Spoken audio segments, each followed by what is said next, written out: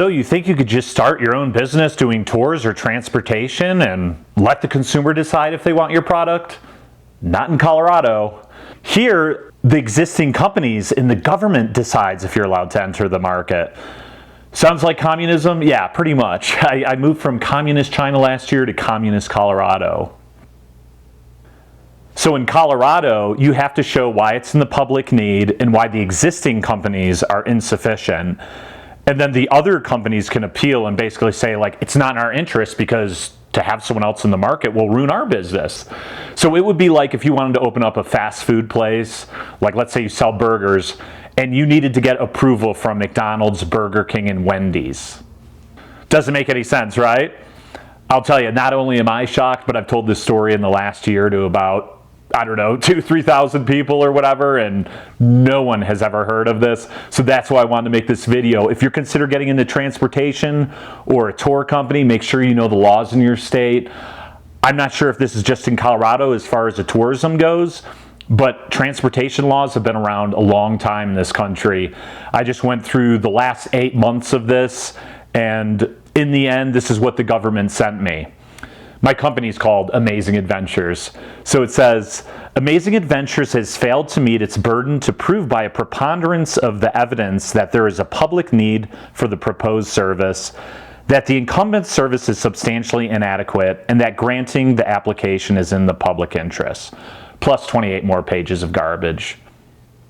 I love you have to prove it's in the public need too, in public interest. Like, what does that mean anyway? Like liquor stores, weed dispensaries, pesticides, gun shops, fast food, etc. Like, I guess those are all in the public need, right? So in this video, I'll give you a little bit of a background of where some of these laws came from and my own experience in the last year. This could save you a lot of time because I know I've seen people online like, hey, I want to open up a tour company in Colorado. I'll just come and, I'll get my wilderness first responder, I'll get insurance in a van and some hiking, camping equipment, and I'm all set, right? That's not the case. So I was aware in general about these kinds of laws. Like I knew that there was Greyhound bus, and that's pretty much it in America. And you've got Amtrak for trains. So I'm definitely aware that there was some monopolies. And that goes with the taxi industry as well. If you go to a lot of places, not just in the United States, but even overseas, especially before Uber and Lyft, you'll see that there's only like 1 or 2 companies. So I was definitely aware that there was strict laws or monopoly laws for areas like in transportation, water, electricity, and things like that. So I'm not sure where all of these laws came from. I've looked up a little bit. It would take me probably a long time to figure out all of the details. But they have had these laws in a lot of cities over the years. In New York City, for instance, around the Great Depression, because people didn't have jobs, everyone ended up being like a taxi driver. And so there's just a million taxi drivers in like public places, like let's say the train station or different areas. And so they wanted to regulate that. And so they sold medallions. So you could get like one person could get like 1 medallion. And then they were going to limit it and only allow so many medallions in the city. Of course, the big companies eventually will buy those all up, right? And so it's going to be hard to get those. I think today you could buy those medallions in New York City for like $200,000 or something.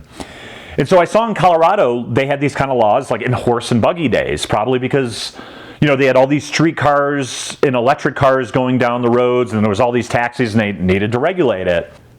And so I know from like around the 40s until the 90s, they only had 1 company in Denver. And a group of minorities basically filed a lawsuit through this company, and they won in breaking up the monopoly here. So they at least could have, 2 or 3 different cab companies. Now, only 15 years after that, Uber and Lyft started coming into the market.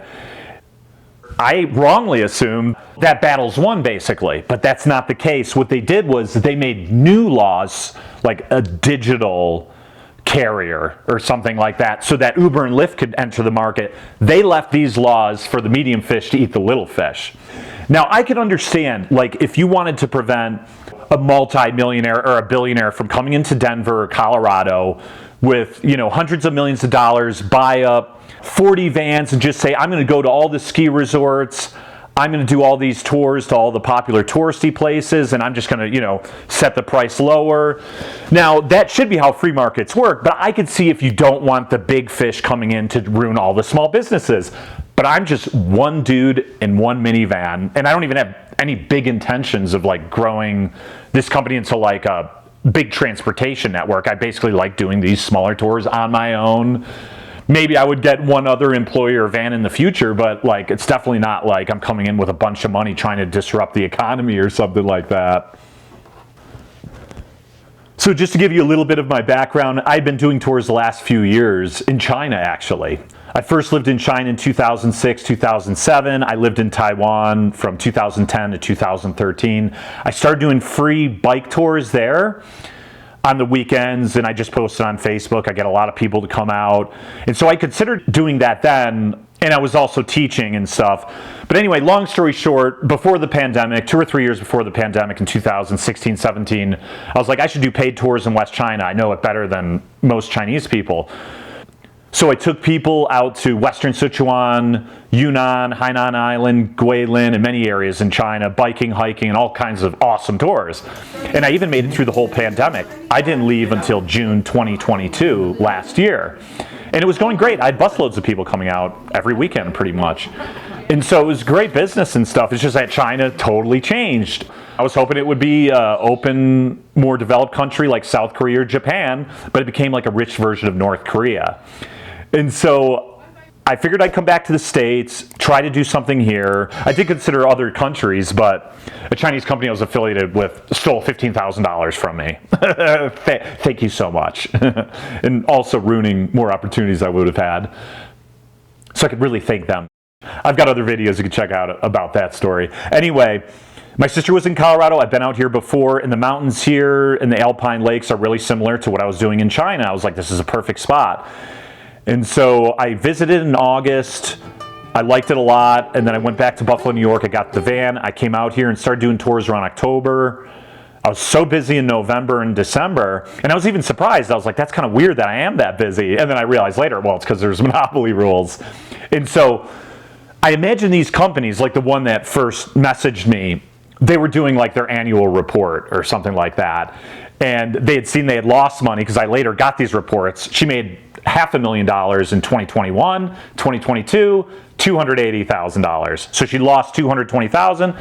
She's trying to find the companies on Viator or other companies selling tours or transportation in Colorado and making sure they have a public utility number for transportation. And so I get this message from this big company who's got like 4,000 reviews online, like huge company, makes a lot of money, but they have to crush me, right? Ironically, too, the companies who oppose me, most of them aren't even from the States. They're from like Ukraine, Switzerland. Another guy I think was born here, maybe a Middle Eastern or a North African name or something like that. But it is kind of ironic how foreigners came to Colorado to block an American veteran that's from here, of course, right? So yeah, things were going good. And mid-December, I was taking a guy out actually from India for a week to do like winter hiking and stuff. And then this company messaged me. They're like, do you have a public utility number? I was like, no. They're like, well, if not, you should take down your tours or we'll sue you. And good luck applying for that number because we're going to block you. More or less, I'm paraphrasing, but that's pretty much what it was. And so I applied for the public utility number, by the end of December. And mind you, I already did have my business license, by the way. I in the town I was living in Parker, I got my business license, and of course I researched all these kinds of things. I didn't just go here without any research. I knew that it would be difficult to get permits for parks. I did the wilderness first responder and everything, and I got some liability insurance in case someone got hurt or injured on my trip or whatever. And so I even asked them, I was kind of like, do I need anything to just do these hiking and biking tours? And they're like, no, it's not a food truck and you're not like a taxi service. And I was like, yeah, that makes sense. I can see if I was a taxi service or a food truck, there'd be different regulations, of course. And so I applied. The other companies had 30 days to object to my application. And so I got to like the 25th day. It was like towards the end of January. And of course, one company did. It was actually a guy from here at least. And they courtesy copied 3 other companies. And so over the next 3 days, those 3 companies submitted their application to reject my application, basically. Which I think is totally messed up because that's like like it's totally illegal for companies to work together to prevent other companies from entering the market or price fixing or anything like that. But obviously the government doesn't care. And so I had to wait, 2-3 months until there was a hearing. And I finally had that hearing, I don't know, in March or April.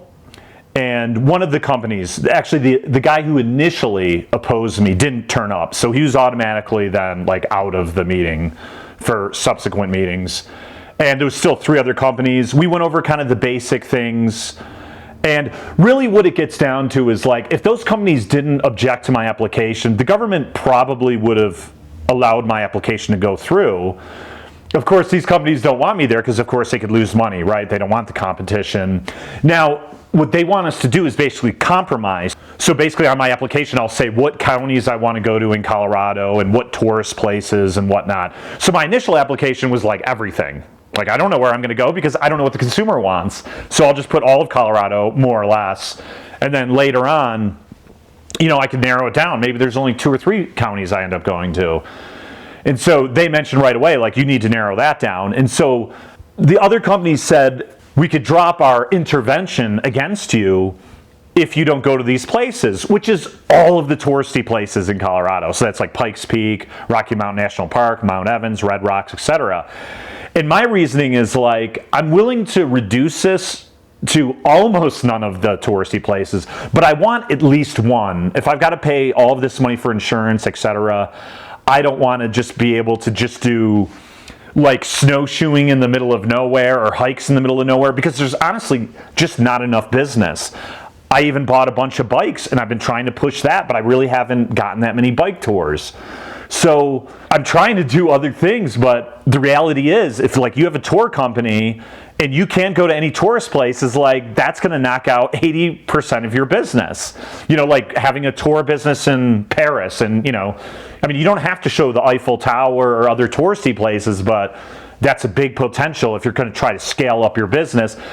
It'd be like if I was in Buffalo, New York, like where I'm from, and I don't do tours to Niagara Falls. It's like, even if I don't want to go to touristy places, I need at least one touristy place, especially because winter's long and not that many people want to go out in minus 20 degrees to go snowshoeing. And quite frankly, neither do I. I'd rather drive someone up to do some sightseeing on some days.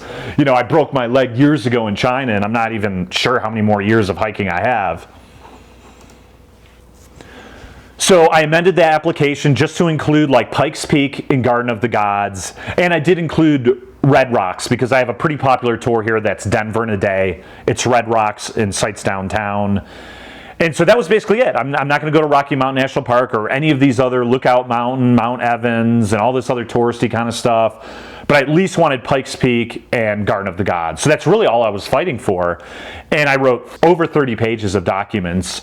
I basically just, I have a master's degree. I know how to do research and how to try to come up with some arguments, because I didn't have a lawyer. And quite frankly, although the lawyer does know the laws, I did contact a lawyer, and he even said, he's like, I have better things to do with my life than deal with the Public Utility Commission. And that just shows you that, like, they know they're going to lose anyway. So I was like, I might as well just make up my own argument based on the history of what I've done and looking at their documents, etc. And to give you a basic idea of some of the arguments I had. And so here I basically went into my background, because one of the things I have to prove is, am I managerially fit to do this? So I include all the information, like I've ridden a bike around the world, I hiked the Appalachian Trail, and I had a business doing tours in China for several years. And so that's part of it. I also mentioned how I was a veteran, how I've got a bachelor's and master's degree, and that I also was ran over in China. And like, to be honest with you, that's what I was saying. I don't have that much more time to even be able to do these tours and make a living. Obviously, they don't care about this stuff. I hope they would. And so I even mentioned how, like, after that lady mentioned I couldn't do tours to touristy places or she'd sue me, I did like Lyft and Uber, substitute teaching, and later I got a job teaching English, but that wasn't until April. So I was mostly doing Uber and Lyft for a couple months. And it's just not enough to even make a living in Colorado. In a lot of places, like, the inflation is out of control. Like, I'm sure that 80% of the country's just barely getting it by. So, like, why is the government going to prevent me from making a living when they're making hundreds of thousands of dollars? And I go into the products we have.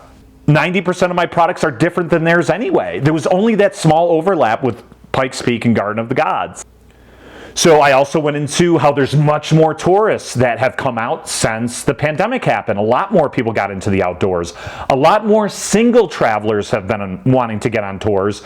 Most of these big companies, if they can't get at least 4, 5, 6 people in the van, they cancel the trip. They can't take 1 or 2 people because it's not cost effective. You can't hire, a guide for $300 a day and then you have 2 people going for $150 each. It just doesn't make sense.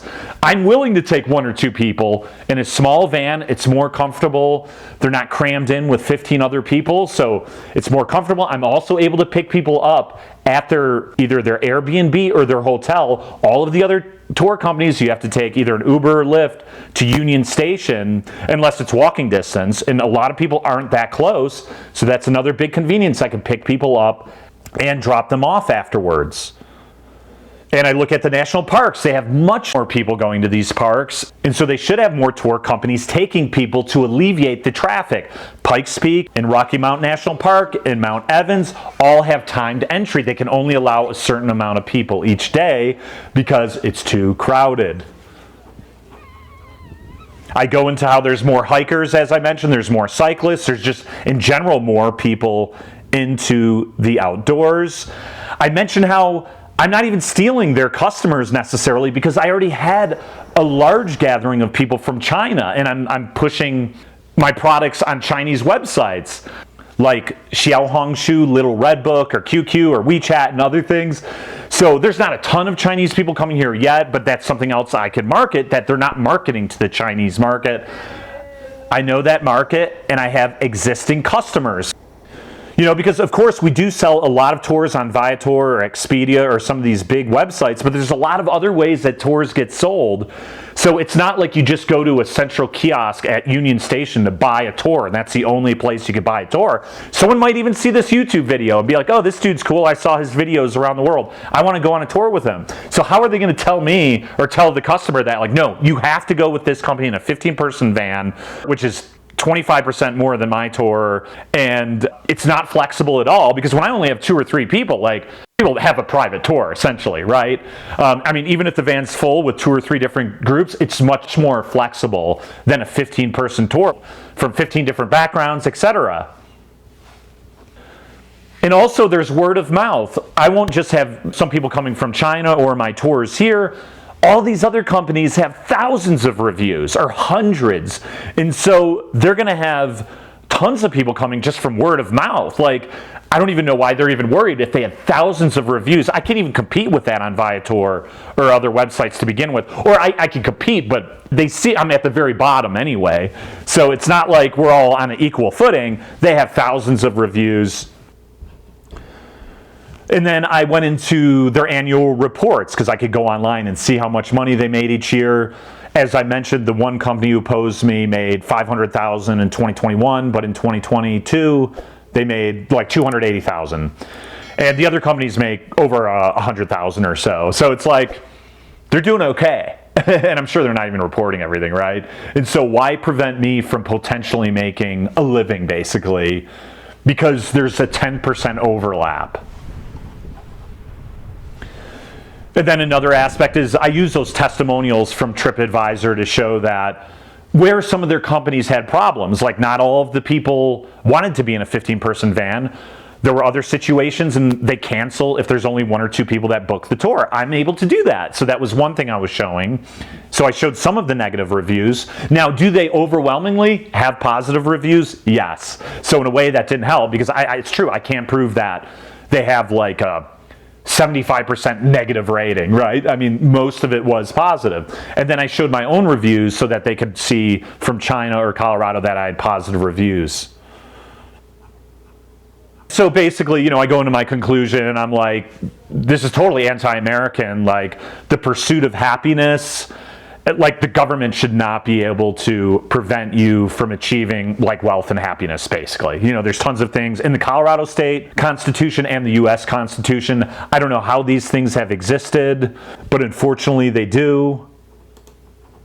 So anyway, I had that meeting that was 3 hours in June with the other 3 companies. I mainly talked about, you know, the arguments that I wrote about that I just mentioned to you. And then they interviewed and said, what's your business plan? And, oh, you're doing tours already? Do you have a public utility number? No. So they're obviously trying to make me look bad, etc.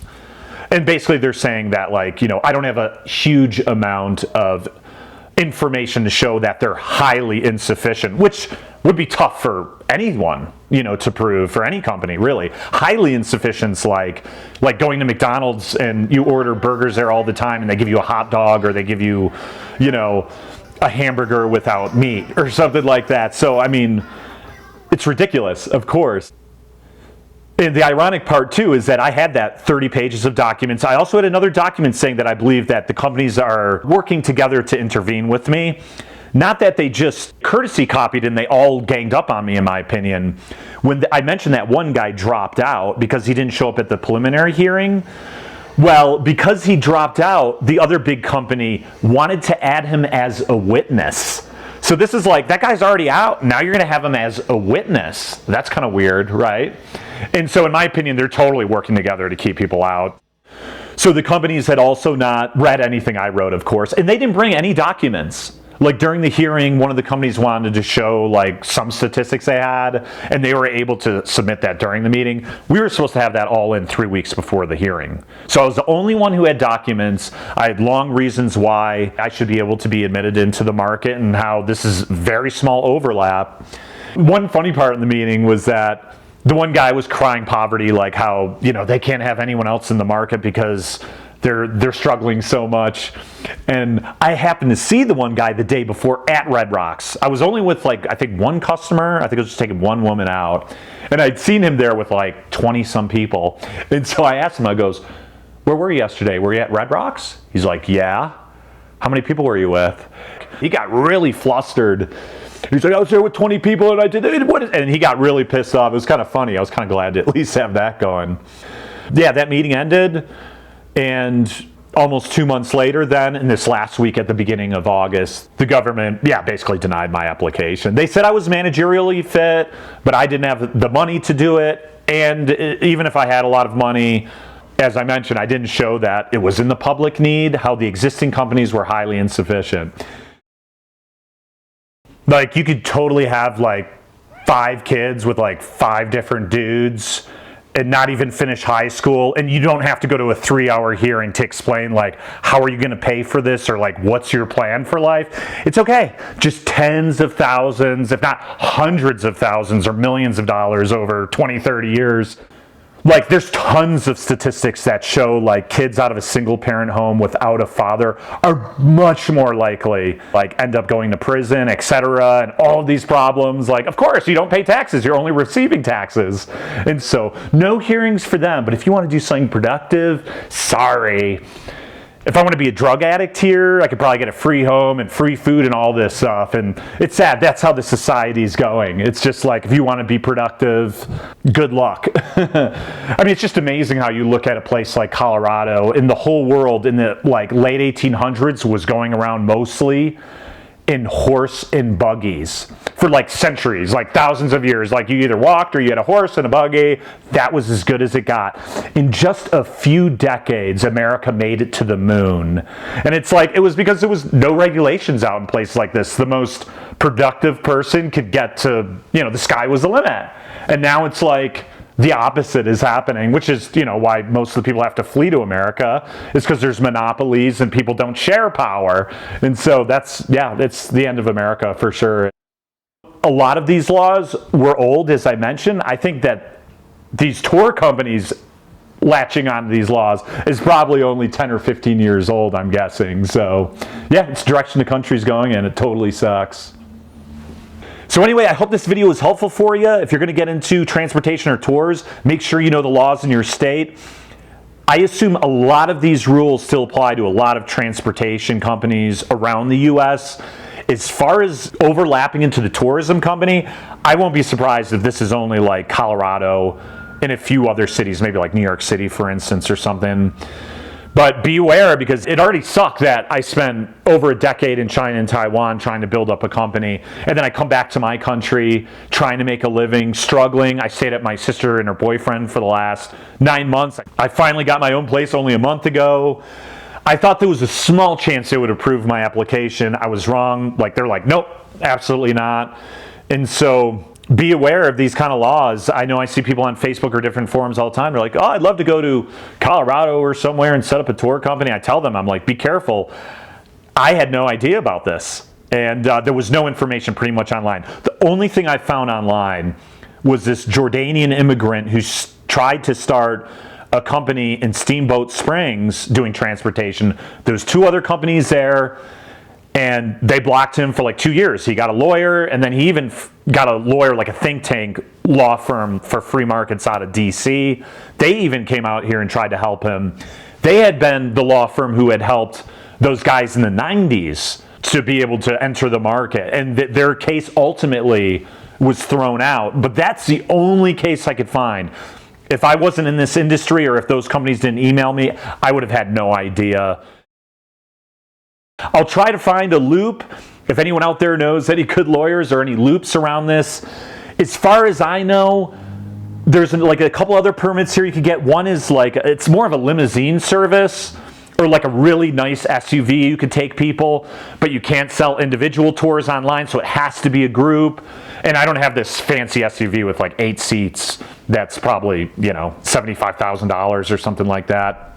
And there is an off-road permit I was thinking of getting, because many of my hikes and bike trips are on like off-road places, but I don't have that much tours for that. And if you get and you need to have the commercial insurance for that, which basically, you know, let's say my insurance is $100 a month now, it'll go up to $550. That's a lot of money if you're not going to be able to go to touristy places. I don't mind. Great, I'll get the commercial insurance. Can I go to where I want? And I can't. I can only go snowshoeing here or there, which in the winter, there's not that many tours at all. Not that many people want to go out in 20-degree weather. So there's one other workaround where, like, you could say you're an organization or a club, and people could join on your trip as a member of that club. So the membership could be free. So I can get all these people to just say, oh, well, they're members of my group. But you can't sell this on like Viator or big platforms online, only through your website. And most people won't find your website or your business anyway, unless you've got a great marketing plan or a big social media presence. So think about that in the future. No matter what you do sell, if you have a big social media presence or great marketing, you could do a lot more than trying to sell through other middlemen. Good luck out there. You never know what could happen with crazy regulations. You might have to ask Karl Marx if it's okay for you to do a business. And if you happen to come to Colorado and want to do a tour, I discourage you from going to any of these companies I'm putting on the screen right here, because I don't think they believe in American ideals, in my opinion. So you can avoid them. You can rent a car and go on your own. If you happen to know anyone who could help me in this situation or any advice, send it in the comments below or send me an email. It would be great if I could somehow win this case, and not just for me, for anyone else. Like, this should not exist at all. Or if it exists, it should prevent big businesses from moving in, right? So anyway, if you enjoyed the video, like it and subscribe if you want to see more things about my travels around the world. You know, not just in China. I was a commercial fisherman, hiked the Appalachian Trail, and got a lot of cool things. And of course, I'd like to go traveling again if I could actually make a living. But that's unfortunate that you can't do that easily in America these days. So anyway, good luck out there, and I'll see you next time. Cheers.